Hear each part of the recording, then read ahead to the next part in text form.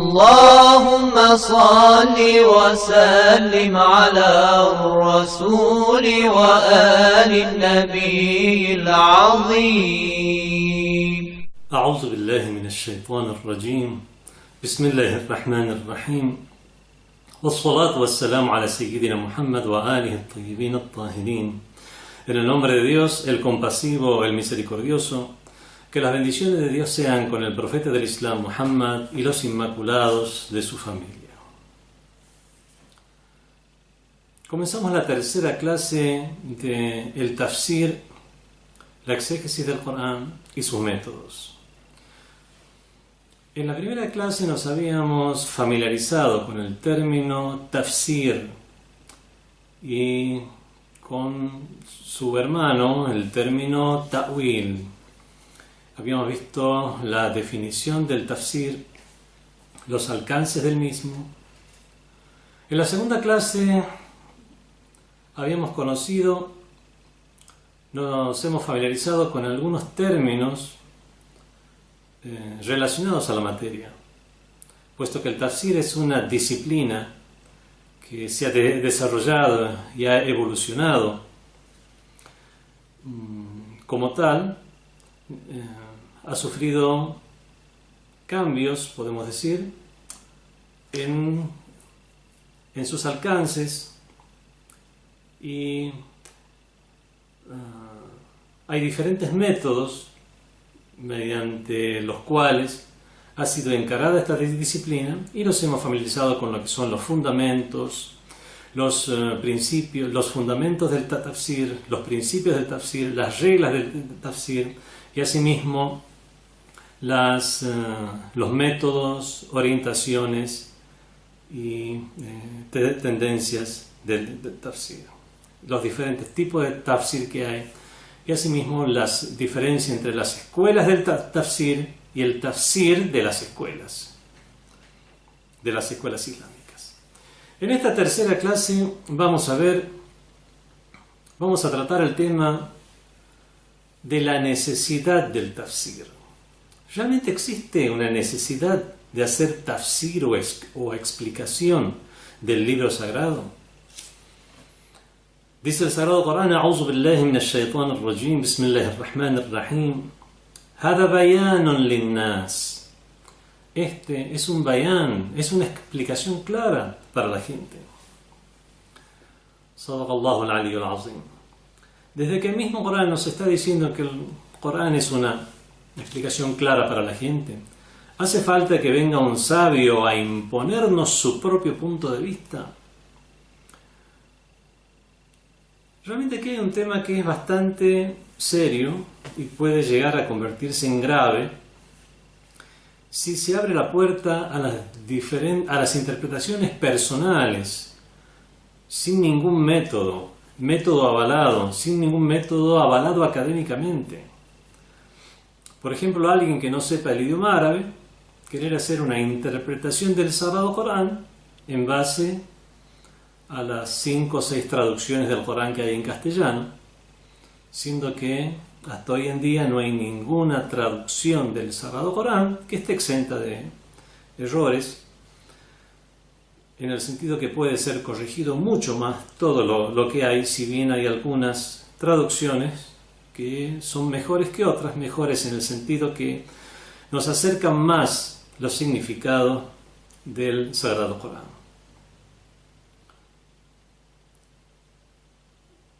Cuando se interpreta, cuando se explica una frase, o cuando hay necesidad de explicar una frase o de explicar un texto, es porque tal texto o tal frase encierra algún tipo de ambigüedad o imprecisión.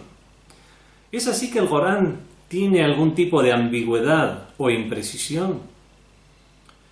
Entonces, ¿cómo explicamos esa ley del mismo Sagrado Corán que nos dice Hada bayanun linnas? Esta es una clara explicación o exposición para la gente. También tenemos otras aleyas, por ejemplo, aquella que dice وَإِنَّهُ لَتَنْزِيلُ رَبِّ الْعَالَمِينَ. Ciertamente que él, el Corán, es una revelación del Señor del Universo.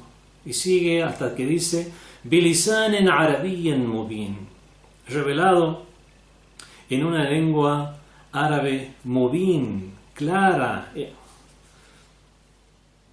Otra ley del Corán nos dice, وَنَزَّلْنَا عَلَيْكَ الْكِتَابَ, e hicimos descender paulatinamente sobre ti el libro, تِبْيَانًا لِكُلِّ شَيْءٍ, como explicación o como aclaración de toda cosa. Teniendo en cuenta estas aleyas, ¿cómo podemos llegar a explicar la necesidad de un tafsir del Sagrado Corán? Se han dado varias respuestas que no necesariamente se contradicen, pueden ser todas válidas.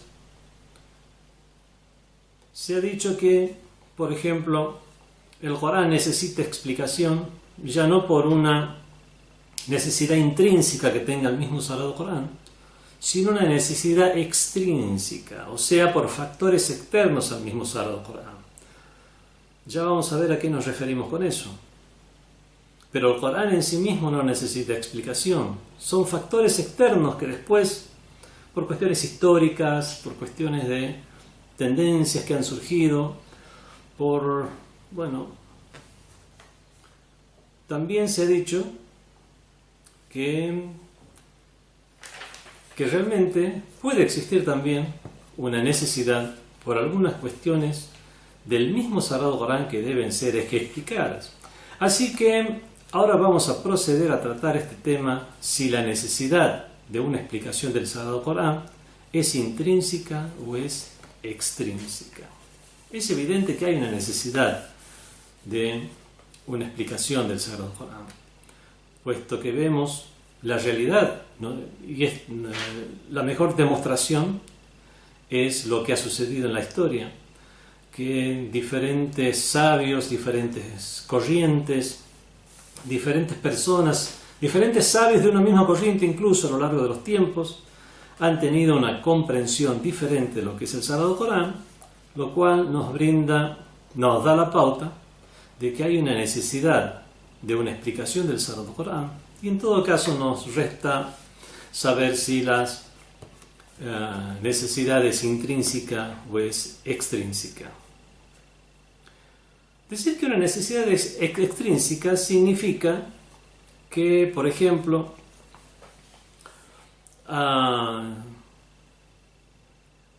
consideramos la diferente evolución que ha tenido el idioma árabe, el idioma de aquellos a quienes el Corán se dirigía. Los mismos árabes, su idioma se ha visto influido por no solamente no árabes que después han ingresado al Islam, sino que incluso otros clanes, tribus, pueblos árabes que al convertirse al Islam han incorporado sus propios dialectos a lo que es esa gran naciente civilización, como es la civilización del Islam. Hay unas cuestiones también que ya tienen que ver con términos que se ha ido adoptando incluso en las primeras épocas, en los albores del mismo Islam. La forma en que el Sagrado Corán utiliza ese árabe claro dirigido a sus interlocutores en un espacio de unos cuantos años, los mismos árabes se han encontrado con que algunos términos han asumido una acepción especial. Por ejemplo, la palabra salat, que es como la traducimos hoy en día, como el rezo u oración, en los principios del Islam, salat era lo mismo que dua, súplica. Solo que después el salat es esa súplica en especial, esa forma de dirigirse a Dios en especial, ese rezo en especial que consiste de una serie de movimientos, como lo conocemos, como se conocen hoy en día, que es el rezo de los musulmanes. O por ejemplo, la palabra Saum. La palabra Saum hoy en día significa ayuno. En los albores del Islam significaba simplemente abstenerse, o sea, abstenerse de comer y beber. Pero es un tipo de abstención en especial que ha adquirido la forma de abstenerse de comida y bebida por una cuestión ritual dentro del Islam y sobre todo lo obligatorio en un mes en especial que es el mes de Ramadán. O sea, ya su origen, que era abstención, ya no se tiene en cuenta, no lo tiene en cuenta el interlocutor. O por ejemplo la palabra Hajj. La palabra Hajj, que hoy se traduce, cualquier musulmán sabe que el Hajj es la peregrinación a la Meca. Y únicamente a la Meca. Hay otro tipo de peregrinaciones, entre comillas, visitas religiosas a lugares sagrados. Pero el Hajj es la peregrinación con mayúsculas, es la peregrinación propiamente dicha a la sagrada ciudad de la Meca, en un tiempo en especial, con unos rituales en especial. Entonces, ya no es simplemente una visita, o no cualquier visita, sino una visita en especial, una visita con tenor religioso en especial, con unos ritos en particular. Vemos si esto sucedió en el mismo idioma en el que era revelado el Sagrado Corán en las primeras épocas.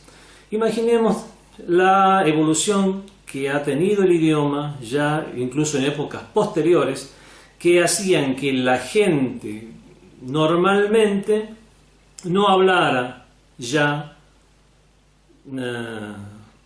usualmente con los términos que empleaba, con algunos de los términos que empleaba el Sagrado Corán, por lo tanto necesitaban una explicación. No árabes que se hicieron musulmanes, aprendieron el idioma árabe, pero generalmente lo que aprendían del idioma árabe era más lo que usaban, lo de uso diario, comprar, vender, preguntar sobre la edad, y de esta manera vemos que ha quedado una necesidad de explicación, por lo menos en lo relacionado a algunos términos y algunas metáforas y usos metafóricos que se usaban en un tiempo y después dejaron de usarse, o por lo menos en algunas zonas no se comprendía muy bien.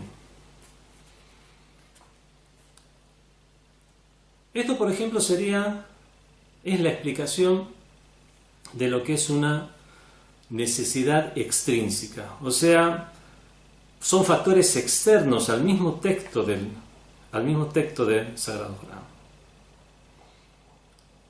Otras explicaciones que podemos dar también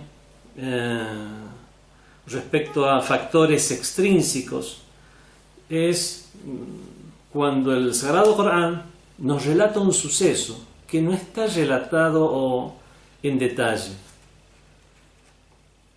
El Sagrado Corán, recordemos que fue revelado a lo largo de 23 años, no fue revelado de una sola vez, fue revelado de manera gradual al profeta del Islam por diferentes motivos. Había una necesidad de la sociedad, había alguna cuestión que debía resolverse, o simplemente ya habían madurado lo suficiente los musulmanes para que le fueran reveladas algunas cuestiones y nociones ya más acordes a la evolución de identidad que habían tenido. A veces eran reveladas a ellas después de un suceso, como por ejemplo aquella que dice A'udhu billahi minash shaitanir rajim: وَإِذْ يَعِدُكُمُ اللَّهُ إِحْدَى الطَّائِفَتَيْنِ أَنَّهَا لَكُمْ وَتُوَدُّونَ أَنَّ غَيْرَ ذَاتِ الشَّوْكَةِ تَكُونُ لَكُمْ. Y recordad cuando Dios os prometió, o sea, prometió la victoria. Os prometió la victoria por sobre uno de esos dos grupos. أَنَّهَا لَكُمْ, tendrías la victoria. وَتَوَدُّونَ, y ustedes deseaban أَنَّ غَيْرَ ذَاتِ الشَّوْكَةِ تَكُونُ لَكُمْ. Y ustedes deseaban que deseabais enfrentaros con aquel grupo que era menos espinoso, que no era el espinoso. O sea, no había un combate, era mucho más fácil enfrentarse a ese grupo. Pero Dios quiere concretar la verdad, verificar la verdad con sus palabras. Vemos que si una persona lee este texto y no conoce de la historia del Islam o no conoce de las causas de revelación, no lo va a entender porque no hay una explicación posterior de quiénes eran estos dos grupos, siendo uno espinoso enfrentarse con ellos y el otro no era espinoso enfrentarse con ellos. O sea, uno era un poco difícil por una cuestión de habría enfrentamiento, combate, tal vez ser herido en la lucha, ser muerto en la lucha. En cambio el otro no existían todos estos peligros. ¿A qué se refiere esta ley? ¿Cómo entendemos esta ley del Sagrado Corán sin conocer la historia o las causas de la revelación? Que esto también forma parte de la explicación que da un exégeta.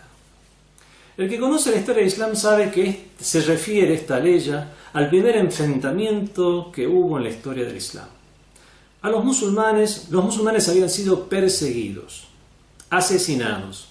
Aquellos que no tenían el apoyo de un gran clan por detrás eran asesinados. Aquellos que tenían el apoyo de un gran clan, como el mismo profeta que tenía el apoyo de su clan, los hashimitas aún así eran boicoteados, como cuando tuvieron el boicot de 3 años en la quebrada de Abu Talib, cuando fueron confinados a vivir ahí, siendo el clan con más prestigio de la Meca. Después se vieron obligados los musulmanes a emigrar a la ciudad de Medina, a abandonar sus pertenencias. Fueron asesinados, perseguidos y sus posesiones secuestradas, decomisadas, usurpadas, después que emigraron a la ciudad de Medina. Emigraron a la ciudad de Medina, dejaron todas sus cosas. Los idólatras, todas esas cosas que habían dejado, vasijas, alfombras, cosas de valor, las tomaron e hicieron y querían llevarlas para venderlas a Siria. Era la época en la cual salían las caravanas para abastecerse de provisiones, para hacer comercio con otras comarcas, y era la época en que las caravanas se dirigían al norte. A veces las caravanas se dirigen al norte, a veces se dirigen al sur, y esto lo vemos en la aleya que dice ilafi Quraysh ilafihim rihlat ash-shita'i was-sayf, por los viajes en caravanas de Quraysh, en los viajes que realizaban tanto en invierno como en verano. Bueno, tocaba que se realicen estas caravanas de comercio a las zonas del norte, a las zonas de Siria. Y habían hecho una caravana especialmente con las cosas que habían usurpado de los musulmanes que habían emigrado. Y esto era algo que se conocía, ya se sabía, había emisarios, viajeros que les habían contado esto a los musulmanes. Y los musulmanes se quejaron ante el profeta del Islam. ¿Por qué no nos permites luchar, combatir a los incrédulos? Hasta entonces no había una autorización para luchar y combatir. El Islam era muy débil. Entonces llegó la ley del Sagrado Corán, una ley en la cual se le permite a aquellos que fueron perseguidos, a aquellos que fueron asesinados. Bueno, y de esta manera se permitió la lucha. Entonces luchad con ellos doquiera les encontráis, pero si se detienen, detente. Se había autorizado la lucha y la caravana ya había partido de la Meca y se dirigía a la zona de Siria. La Meca está más al sur, Medina está más al norte. Los musulmanes estaban en Medina. Entonces, la caravana, al dirigirse en forma lenta desde la Meca a Medina, los emisarios o viajeros habían llegado antes para decir que la caravana estaba en camino. Y en unos cuantos días iba a pasar cerca de Medina, al dirigirse a Siria. Entonces, los musulmanes se alistaron para ir y atacar a la caravana, para ir y recuperar sus cosas. Eran sus cosas, sus pertenencias. Los incrédulos que estaban en la Meca se enteraron de este plan y entonces ahí decidieron formar un ejército para terminar de una vez con todos estos rebeldes. E hicieron un ejército que rápidamente se alistó para ir a combatir contra los musulmanes. Entonces tenían este grupo de soldados con armas, bien equipados, que eran muchísimas más, eran aproximadamente unos 1000 y tantos soldados, mientras los musulmanes no tenían más de 300 combatientes. Este era uno de los grupos con los cuales los musulmanes podrían enfrentarse. Este era el grupo espinoso. Y la caravana era una caravana simplemente, habrá tenido unos cuantos guardias. Entonces era mucho más fácil llegar y además tomar legítimamente sus propias posesiones y pertenencias. Entonces dice el Sagrado Corán: وَإِذْ يَعِدُكُمُ اللَّهُ, y cuando Dios os prometió, إِحْدَى الطَّائِفَتَيْنِ أَنَّهَا لَكُمْ, que tendrías el triunfo sobre uno de estos dos grupos. وَتَوَدُّونَ أَنَّ غَيْرَ ذَاتِ الشَّوْكَةِ تَكُونُ لَكُمْ, y vosotros en vuestro interior deseabais que les toque la que no era espinosa, o sea, que les toque la caravana que llevaba sus pertenencias. وَيُرِيدُ اللَّهُ أَن يُحِقَّ الْحَقَّ, pero Dios quería que se verifique la verdad. Y es así que tuvieron el enfrentamiento con el ejército de los incrédulos, que a pesar que los triplicaban en número, tenían 600 camellos, mientras los musulmanes tenían 2 o 3. ¿Qué más? Vemos que los musulmanes estaban conformados por los que habían emigrado de la Meca a Medina y por los que vivían en Medina. Por lo tanto, era muy precaria sus armas, su preparación militar, y aún así se dio la primera batalla del Islam, la batalla de Badr, en la cual, a pesar de esa diferencia en preparación, en número, la fe de los musulmanes hizo que vencieran a los incrédulos en esa primera batalla, a los idólatras que habían sido tan hostiles con ellos. Entonces, después de conocer esta historia, podemos comprender esta ley. Cuando Dios os prometió uno de los dos grupos y vosotros deseabais que os tocara el menos espinoso. Ahora podemos llegar a comprender esta ley. Antes de conocer esta historia, que me he tomado ahora el tiempo tiempo de esta clase para contarla, para ver cómo hay que tener por lo menos una información, las causas de la revelación, las mismas normas del Sagrado Corán. Muchas veces hay normas que ya da por consabidas, porque son normas que los mismos musulmanes conocen. Entonces, el Sagrado Corán, el texto del Sagrado Corán, algunos dicen que esto no es una necesidad intrínseca, porque el texto es claro, pero hay necesidad extrínseca, porque musulmanes que no vivieron lo que los primeros musulmanes vivieron no van a comprender tan fácilmente, al contrario, van a necesitar una explicación, alguien que les cuente esa historia. Esto sería una necesidad extrínseca. ¿Qué sería una necesidad intrínseca? Algunos negaron que exista necesidad intrínseca.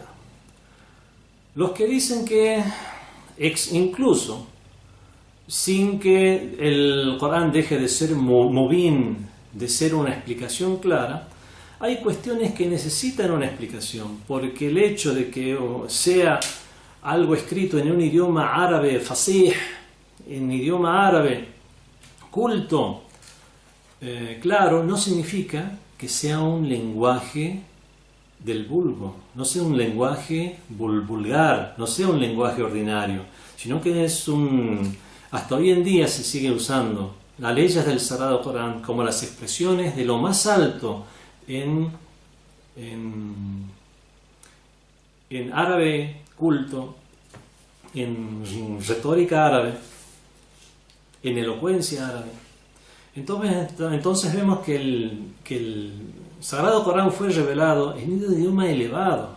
Bueno, es claro para aquellos que conocen el idioma. Y aún así, puesto que el Corán, como ya hemos visto en las clases anteriores, tiene un aspecto aparente y un aspecto oculto, lo que es más claro, el primer nivel, lo pueden comprender las personas comunes a quienes iba dirigido el texto del Sagrado Corán en las primeras épocas de la revelación.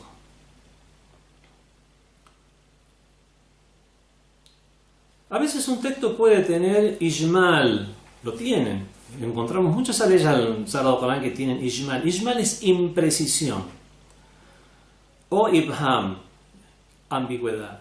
Imprecisión sería cuando no se detalla qué es lo que se está diciendo. Por ejemplo, cuando habla del rezo, el mismo Sagrado Corán nos habla del rezo en muchas leyes del Sagrado Corán, pero no nos dice cómo debe ser ese rezo, cómo deben ser los movimientos del rezo. Hay un movimiento, son movimientos cíclicos. Cada ciclo, cada oración tiene varios ciclos. El Corán, el mismo Sagrado Corán, no nos dice que la oración de la mañana tiene 2 ciclos, que la del mediodía tiene 4 ciclos, que la de la tarde tiene 4 ciclos, que la del ocaso tiene 3 ciclos y que la de la noche otra vez también tiene 4 ciclos. Eso no lo vamos a encontrar en el texto del Sagrado Corán. Entonces en el Corán hay explicación de todo, pero de manera general, no de una manera detallada. Entonces, para conseguir los detalles de esas nociones generales, debemos referirnos a la sunna o tradición, donde es el profeta, sallallahu alaihi wa alihi, o los imames de Ahlul Bayt, quienes nos enseñan los detalles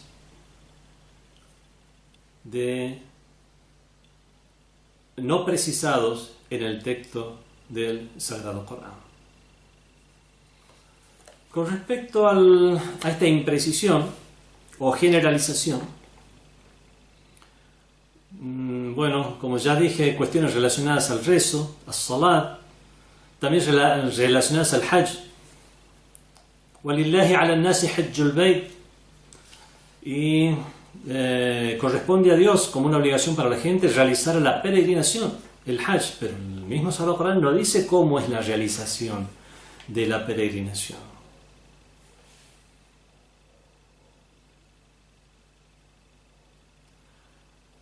Hay leyes del Sagrado Corán como aquella que dice وَأَنزَلْنَا إِلَيْكَ الذِّكْرَ, y te hemos revelado el dhikr, o sea el Sagrado Corán, el recuerdo, لِتُبَيِّنَ لِلنَّاسِ, para que tú expliques a la gente مَا نُزِّلَ إِلَيْهِمْ, lo que les fue revelado.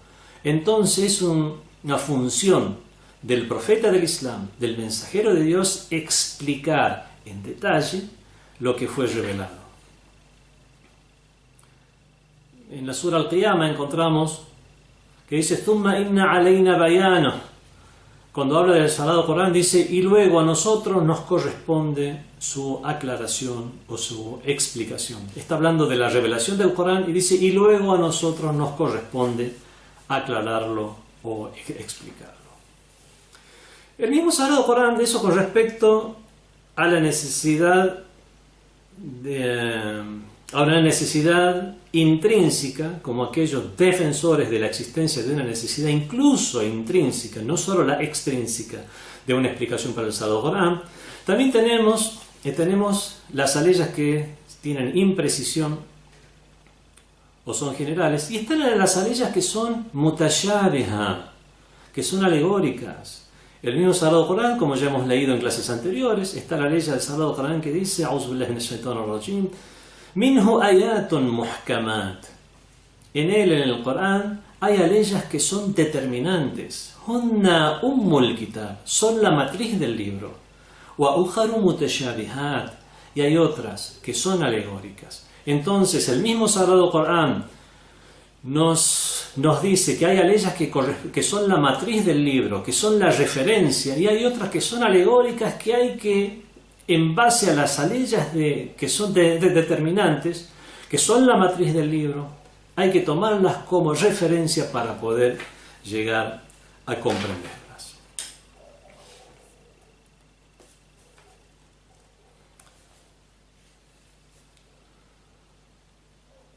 Hay otros ejemplos donde algunos sabios dicen que estos serían ejemplos de una necesidad extrínseca, intrínseca, y hay otros sabios que dicen no, estos son ejemplos para una necesidad extrínseca o motivada por factores externos de la necesidad de una interpretación.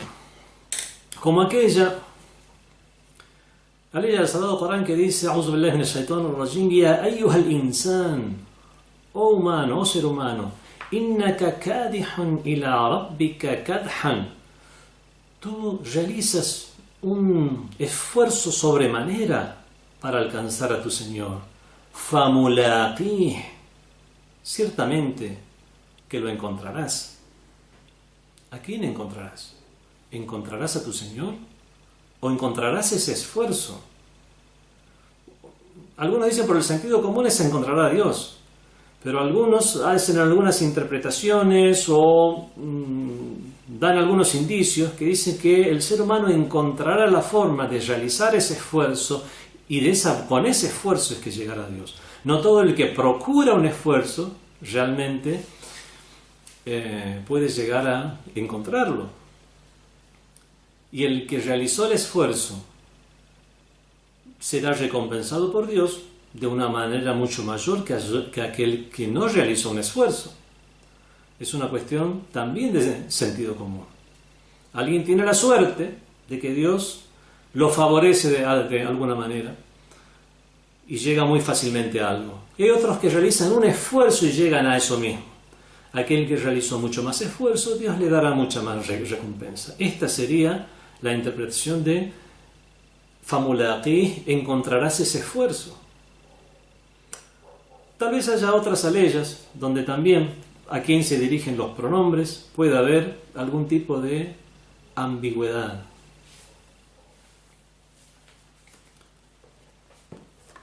Hay otras que ya... Esto es algo simple, como para simplemente mencionar a dónde vuelve un pronombre. Pero hay otras que son un poco más complicadas, como aquella aleya de la Sura An-Nur, las aleyas 4 y 5, que dice: "Walladina yarmuna al-muhsanati", en cuanto a aquellos que acusen a las mujeres, a las mujeres castas, "thumma lam ya'tu bi arba'ati shuhada", o sea, acusen de adulterio, "thumma lam ya'tu bi arba'ati shuhada", pero no traigan y no aporten con su acusación a 4 testigos, "fajliduhum thamanina jalda", a estos mismos que realizaron esa acusación sin tener a los 4 testigos, azotadles o dadles 80 azotes. "Wala taqabbalu lahum shahada abada", y no aceptéis nunca más un testimonio de ellos. "Wa ulaika humul fasiqun", estos son los fasiqun, estos son los corruptos. Vemos entonces que hay 3 cuestiones de la ley divina. Primero, darle 80 latigazos. 3, en el futuro no aceptar el testimonio de estas personas para ninguna cuestión, caso, para nada que tenga que ver con la ley islámica. Y tercero, son declarados fasiqun, son declarados corruptos. El que es declarado corrupto, hay muchas cuestiones que se derivan de esa declaración de corrupto. Por ejemplo, no poder hacer de imam de un rezo o de dirigir un rezo y otras cosas que ya tienen que ver con las transacciones. Entonces vemos que aquellos que realizaron esto de hacer una acusación de adulterio contra una mujer sin aportar los 4 testigos, les trae aparejado estas 3 leyes. Pero la ley no termina allí. إلا الذين تابوا من بعد ذلك, a excepción de aquellos que se arrepintieron después de esto, وأصلحوا, y se corrigieron. Esta excepción que hacen a quienes realicen esta acusación sin aportar los 4 testigos, azotadles 80 azotes. No aceptéis su testimonio. Estos son ciertamente los corruptos, a excepción de aquellos que se arrepintieron después de ello y se corrigieron. Esta excepción es únicamente para la frase que dice, y estos son los corruptos.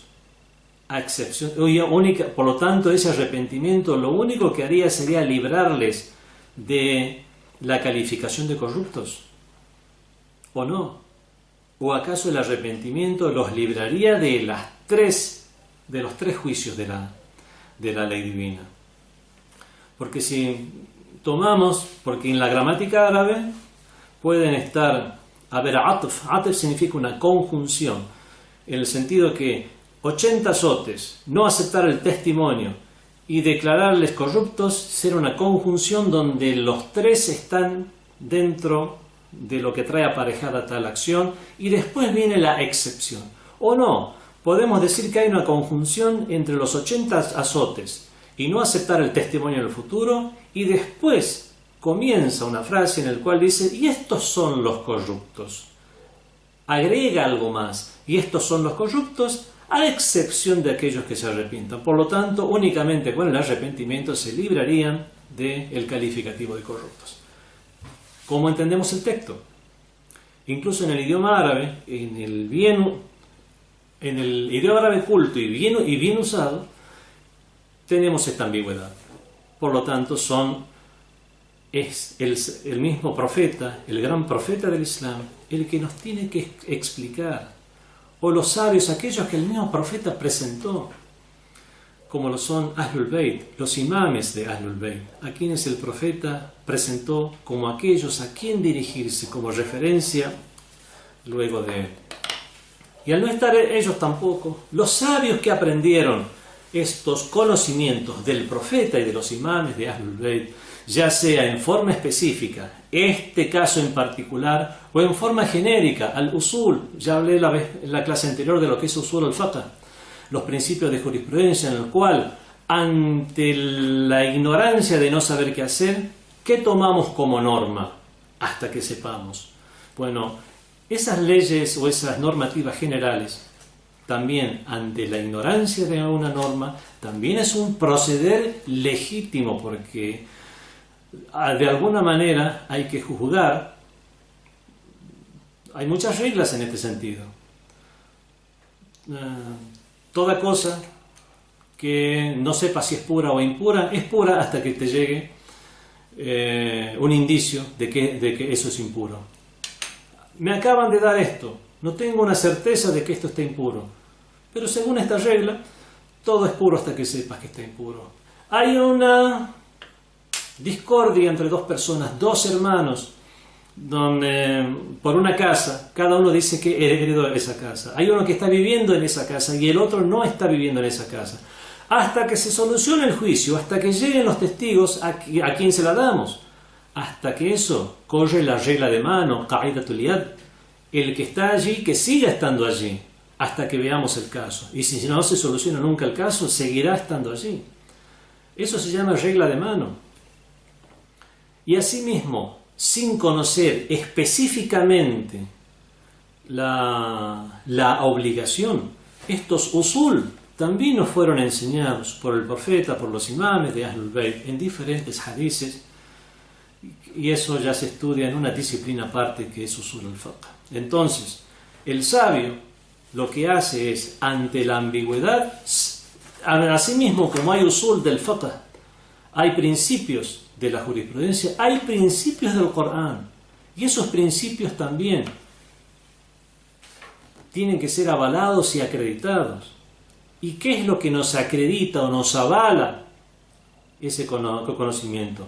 Esa es otra discusión. ¿Es solamente el Sagrado Corán que podemos tomar como fuente? ¿O son los hadices pero acreditados después de haberle hecho un estudio aparte para ver que son acreditados o no? Como dicen los seguidores de la escuela de Ahlul Bayt, el aql o el intelecto interviene también. Hay otras escuelas que dicen no, el intelecto no puede intervenir aquí, es simplemente Corán, Hadith y algunas otras fuentes, pero no el intelecto. Por lo tanto, esa es otra discusión también. Entonces, podemos dejar esto simplemente a gusto y paladar de una persona que simplemente se crea que es lo suficientemente culta como para entender el texto del Sagrado Corán, desconociendo muchas disciplinas que nos dan unos resultados que tomamos como postulados para hacer estos estudios del tafsir. Ha habido personas intelectuales del Medio Oriente, por ejemplo, que han dicho frases como la siguiente. Ha dicho Abu Zar, un gran compañero del profeta, Ridwanullah ta'ala alayhi. Pero Abu Zar era un beduino. Tuvo una vivencia que le envidiamos. Pero Abu Zar, podemos decir, no son palabras mías, son de este intelectual, pero Abu Zar podemos decir que era como una persona que está en medio del bosque. ¿Qué es lo que ve una persona que está en medio del bosque y que se crió en el bosque? Ve el árbol, ve el animalito, la planta, la nube que pasa, el cambio del tiempo. Y si tiene una vivencia respecto al bosque, pero nosotros, después de pasado tanto tiempo, que hemos estudiado, que hemos nacido en el siglo XX, estamos en el siglo XXI, hemos estudios universitarios, hemos estudiado filosofía, hemos estudiado humanidades, hacemos abstracciones filosóficas, hemos hecho una comparación con diferentes ideologías, diferentes teologías del mundo, ya no vemos el árbol, no estamos viendo el árbol, la planta, la nube, para una persona que está en medio de la montaña. Nosotros vemos las montañas desde lejos, vemos todo el paisaje y con una soberbia intelectual sin igual, lo que hace es despreciar a una persona como el gran Abu Dhar al-Ghifari. Y pone como ejemplo, el peor ejemplo que pudo haber puesto, con todos los hadices que tenemos, del nivel gnóstico que tenía Abu Dhar al-Ghifari. Y estas personas son personas que ni siquiera tienen estos estudios de todas estas disciplinas que se consideran necesarias, siendo la primera y principal el idioma árabe, después lo que es el usul, estos principios de jurisprudencia, lógica y otras cuestiones más, o que también se estudia en el usul, como la semántica, cuestiones del idioma, inferencias racionales, para comprender los indicios ya no expresivos que se encuentran en el Corán y en las narraciones, sino los indicios racionales que también se estudian en los principios de jurisprudencia, algunos de los cuales los tomamos también como principios del tafsir. Entonces vemos que decir que no hay necesidad de una interpretación del Sagrado Corán y que cualquier persona puede tomar el Sagrado Corán y comprenderlo plenamente es un error muy pero muy grave. No estamos diciendo que nadie debe leer el Sagrado Corán, todo lo contrario, tiene muchas bendiciones leer el Sagrado Corán. Una persona en su propio nivel puede aprovecharse muchísimo del Sagrado Corán. Cada persona que lee el Sagrado Corán con atención, que lee realmente teniendo la intención de comunicarse con Dios, Dios le habla a esa persona a través del Sagrado Corán. Pero una cosa es tomar el Sagrado Corán de esa manera para tener un beneficio espiritual, tener un contacto con Dios, y otra cosa es extraer normas, para decir normas de jurisprudencia o nociones teológicas, porque de esta manera aquella persona que no tiene ese conocimiento histórico, causas de revelación, un conocimiento pleno de lo que es la jurisprudencia islámica y de lo que es la teología islámica explicada por quienes tienen la acreditación para hacerlo, como es el profeta, los imames de Ahlul Bayt y aquellos que aprendieron de ellos, entonces lo único que harán será como dijo el profeta del Islam respecto a aquellos que se adelantaron a Ahlul Bayt, se desviaron, y aquellos que se rezagaron de ellos se desviaron también.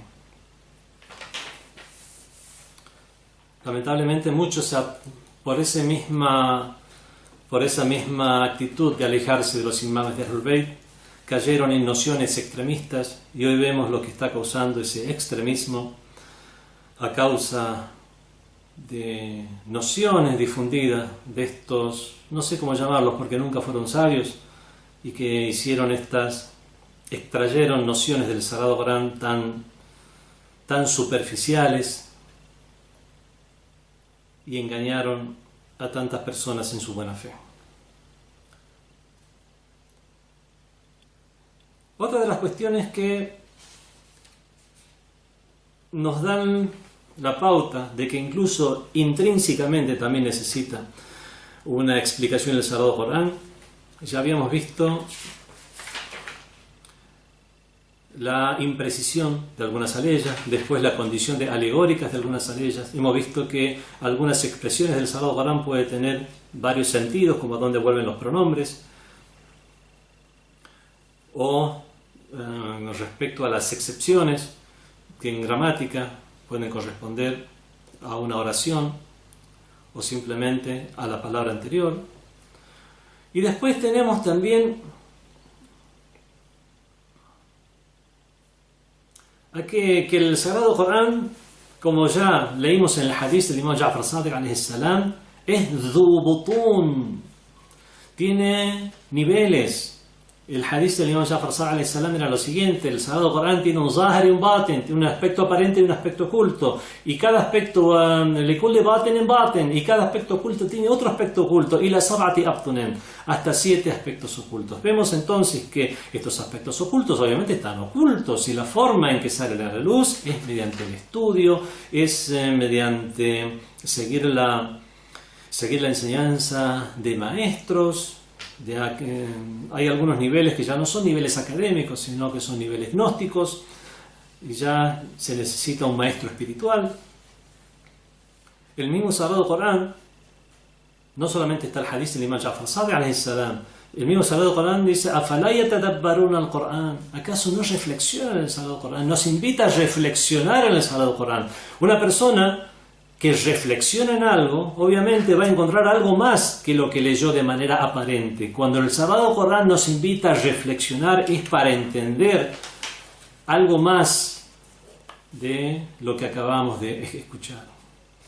Todas estas son cuestiones que nos hablan de la necesidad, incluso intrínseca, que tiene el texto del Sagrado Corán para ser interpretado.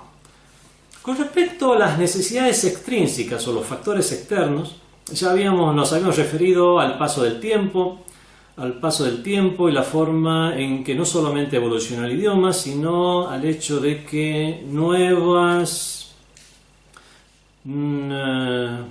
clanes árabes y no árabes se hicieran musulmanes, y la forma en que utilizaban el idioma era muy diferente como lo es hoy en día. Cada zona árabe tiene su dialecto. Incluso hay zonas árabes que no se entienden, a pesar de las dos zonas hablar en árabe. Como hablan en un dialecto particular de cada región, tienen que hablar en el árabe culto, en el árabe del Sagrado Corán, para poder llegar a entenderse.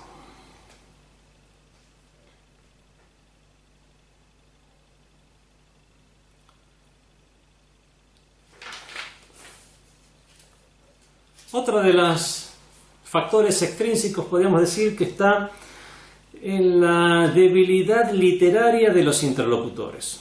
Ya habíamos hecho alusión a esto, que el Sagrado Corán no es un libro simple o escrito de manera muy simple, sino que está escrito en un árabe culto con usos literarios muy elevados, de manera tal que hasta que hoy en día sigue siendo usado como un ejemplo a las metáforas que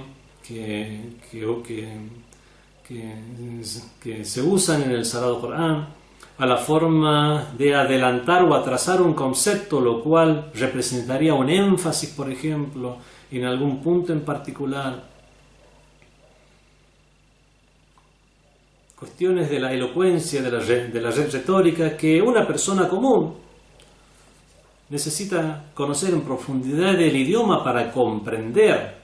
Entonces ya no estaría el problema en el texto, sino en el nivel intelectual del interlocutor, y es por eso que he llamado un factor extrínseco o por factores externos.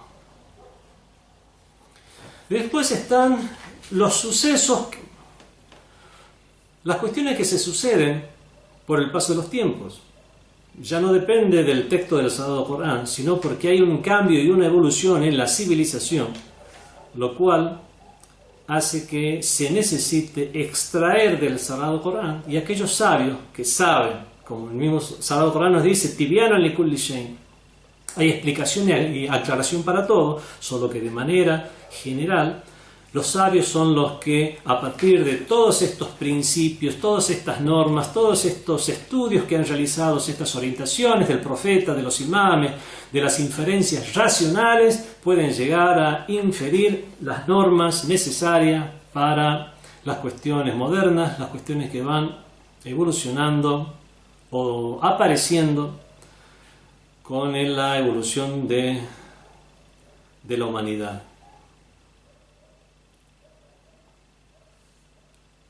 Y es precisamente por esto que han surgido disciplinas como la del tafsir al-mawdu'i, la exégesis, ya no del Sagrado Corán en el mismo orden en que se encuentra el Sagrado Corán, sino un tafsir o exégesis temático, una exégesis sobre un tema en particular. Se ve en el mismo Sagrado Corán este tema como está mencionado en con los diferentes vocablos, sinónimos o acepciones, o simplemente el tema como está mencionado en diferentes aleyas, y hacer un análisis o una exégesis de un tema coránico, y ya no necesariamente del texto en orden del Sagrado Corán. Esto es algo que vemos que se ha transformado en una subdisciplina del tafsir. El mismo Sagrado Corán explica estas transformaciones. Dijo el Imam Ja'far Sadiq alayhi salam: Inna lillahi tabaraka wa ta'ala, ciertamente que Dios, Inna Allah tabaraka wa ta'ala, ciertamente que Dios, glorificado sea, bendito sea, lam yaj'alhu, no lo dispuso al Corán, li zamanin duna zaman, no lo dispuso para un tiempo en particular y no para otro, wa la li nasin duna nas, y no para unas personas en particular dejando de lado a otras, fa huwa fi kulli zamanin jadid, y es por eso que en cada tiempo se me muestra como nuevo, wa 'inda kulli qawmin ghaddun ila yawm al-qiyamah, y de la misma manera lo hace ante los diferentes pueblos, y esto será así hasta el día del juicio final.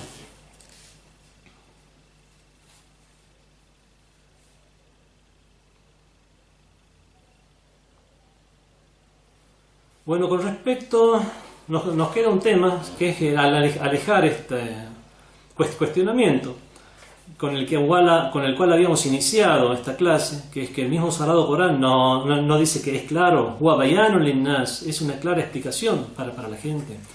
Bueno, esto no hay una contradicción en la necesidad de una explicación del Sagrado Corán y que sea algo claro, porque el Corán es claro y cada uno en su propio nivel son las personas las que son diferentes, y todas las personas pueden aprovecharse del Sagrado Corán en su medida, lo cual no significa que deba dejar que las personas solamente lo comprendan a su nivel, sino que hay que enseñarles para que comprendan mucho más allá, o enseñarles cómo ellos mismos reflexionar en el Sagrado Corán.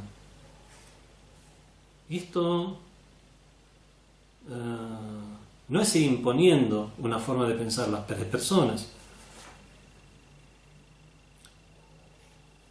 no es adoctrinar a alguien.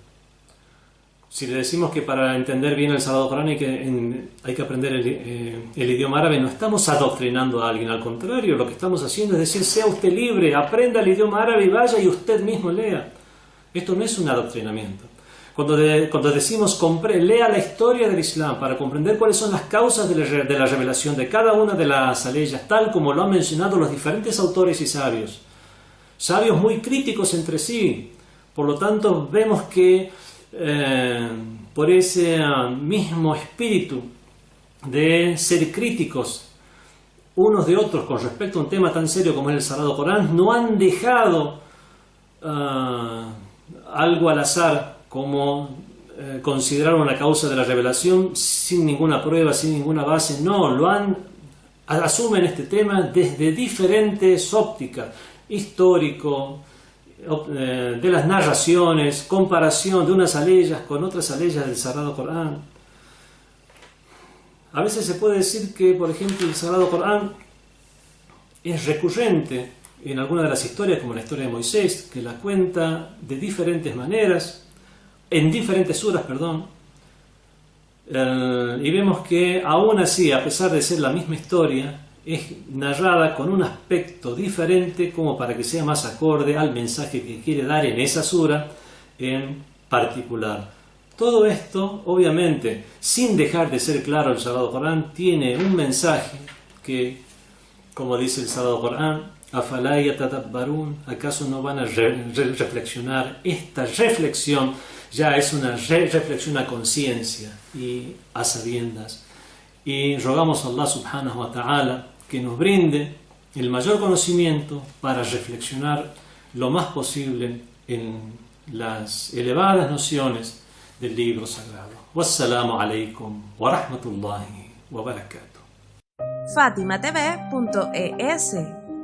Si todavía no son miembros de Fátima TV, les explicaré cómo hacerlo. La mejor forma es a través de WhatsApp. Agrega a los contactos de tu celular el número de Fátima TV y envíanos tu nombre por esa misma vía. Nuestro número es +54 938 15 39 07 37.